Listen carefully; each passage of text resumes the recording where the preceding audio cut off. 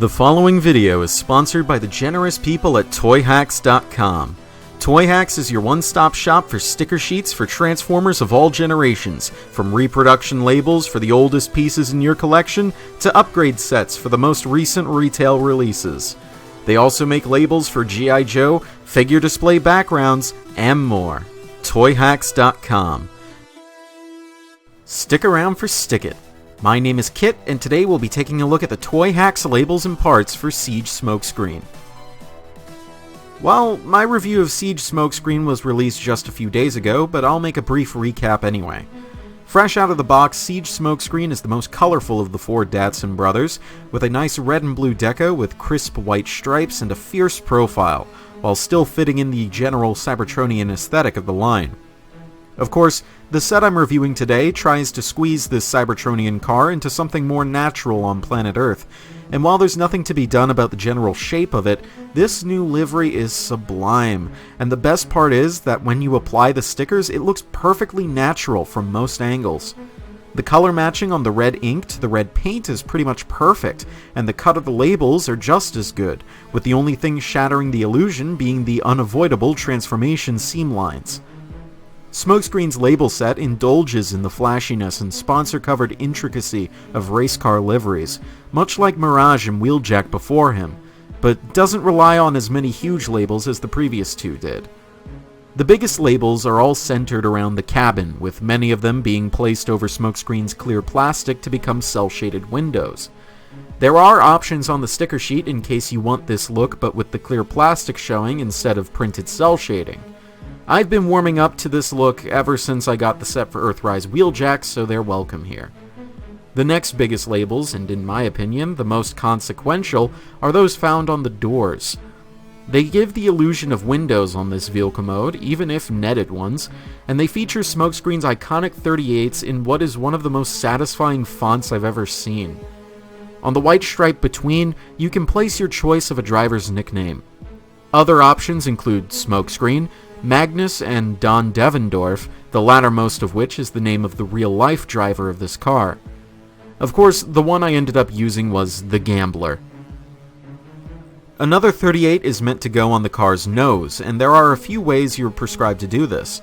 There is a red label that sticks onto the central panel of the hood, with extra slits cut into it in order to hug the sculpting better, and the 38 is meant to go on top of that, or just below it, covering the Autobot symbol. I chose the latter option. Most of Smokescreen's other stickers are made up of rather minuscule, hard-to-peel sponsor logos, which could really be placed anywhere you so choose, but I have them placed as per the instructions. One kind of label I'm a huge fan of are these transparent labels with white or black text printed upon them. They blend in far better than one would expect, and are the cherry on top in terms of pulling this alternate mode together. As one final note, this set gives Smokescreen some proper taillights, which was one minor gripe I had with the base figure. In robot mode, I had a very serious problem with stock Siege Smokescreen.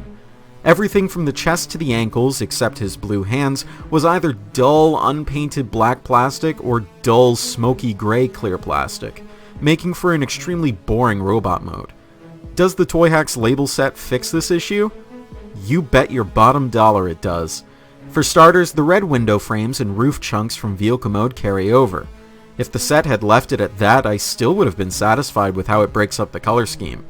It didn't end there, though, since there are some nice white stripes on the thighs, green stripes on the belt, and a red chevron on the pelvis. It's so nice to see that Smokescreen isn't boring anymore. Other new additions include labels on the shoulders to mimic those of the original Generation 1 toy, and ones for the horns? I'm not really sure why these were included, but okay. Now, if this was all you got in the envelope, that would have been enough. But reread the video's title. That's right, this comes with parts. 2 missile launchers are included, though you have to assemble them yourself. It isn't hard at all regardless, which can mount in the rectangular slots on Smokescreen's shoulders, and they're specifically designed to hug the lines of the sculpt tightly, meaning they look incredibly natural. The black missiles are pretty easy to dislodge, but that doesn't seem like something glue couldn't fix. They're also a pain to get out of those sockets, so don't put them in unless you're happy with them staying in for the time being. So far, this has been the best set I've reviewed, and is my favorite one by far. While it doesn't change Smokescreen's appearance nearly as drastically as, say, Earthrise Grapple's set did, Smokescreen's label sheet brings the figure in question about as close to perfect as I could reasonably expect, and it just adds even more things I didn't even know I wanted, such as those transparent labels as well as the add-on parts. If you were to get only one of the sets which I've reviewed so far, make it this one. Next time on the show, I'll be reviewing a set made for two, so stick around for the next SticKit. This has been Katastrophe, transform, and roll out.